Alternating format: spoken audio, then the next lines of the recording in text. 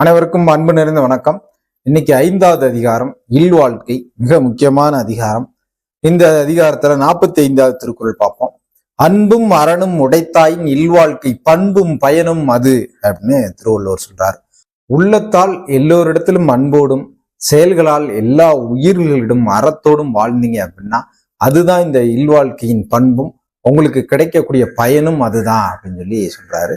அடுத்து 47வது திருக்குறள். இயல்பினான் இல்வாழ்க்கை வாழ்பவன் என்பான் முயல்வாருள் எல்லாம் தலை அப்படின்னு திருக்குறள். இயல்பாக இல்வாழ்க்கை வாழ்வான்ல, எந்தமே இல்லாம ஒரு நார்மலாக ஒரு மனுஷனாக வேலைக்கு போக, குடும்பத்தை பார்க்க, ஒரு பொறுப்புள்ளவனாக ஒரு குடும்ப தலைவனோ குடும்ப தலைவியோ ஒரு பொறுப்புள்ளவனாகவோ பொறுப்புள்ளவளாகவோ வாழ்ந்தா போதுமானது. நீங்க எந்த துறவையும் மேற்கொள்ளவோ எந்த விஷயங்களையும் துறக்கவோ தேவையில்லை. ஒரு முனிவனாக தேவையில்லை, ஒரு சாமியாராக தேவையில்ல, தவ வாழ்க்கை மேற்கொள்ள தேவையில்ல. நீங்க இயல்பா இல்வாழ்க்கை வாழ்ந்தாவே போதும், அதுவே எல்லாத்துக்கும் விட சிறந்தது அப்படின்னு சொல்லி சொல்றாரு. அடுத்து 49வது திருக்குறள். அரண் எனப்பட்டதே இல்வாழ்க்கை, அது பிறன் பழிப்பது இல்லாயின் நன்று அப்படின்னு சொல்றாரு.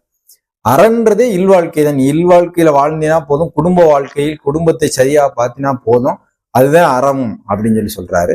அது பிறர் பழிக்காம வாழ்ந்தீங்கன்னா போதுமானது, அதுவே எல்லாவற்றையும் விட சிறந்தது அப்படின்னு சொல்றாரு. அடுத்து 50வது திருக்குறள். வையத்துள் வாழ்வாங்கு வாழ்பவன் வானுரியும் தெய்வத்துள் வைக்கப்படும் அப்படின்னு ஒரு திருக்குறள். இது ரொம்ப முக்கியமான திருக்குறள்.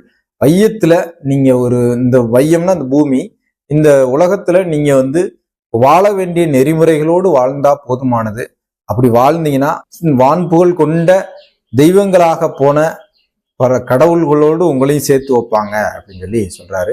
மனிதனாக வாழ்ந்தவர்கள் அறச்சிந்தனையோடும் நற்செயல்களை செய்தவர்களும் தான் தெய்வமா இருக்காங்க அப்படிங்கிறதையும் திருவள்ளுவர் நமக்கு சொல்றாரு. மீண்டும் அடுத்த 6வது அதிகாரத்தோடு சந்திப்போம். வணக்கம்.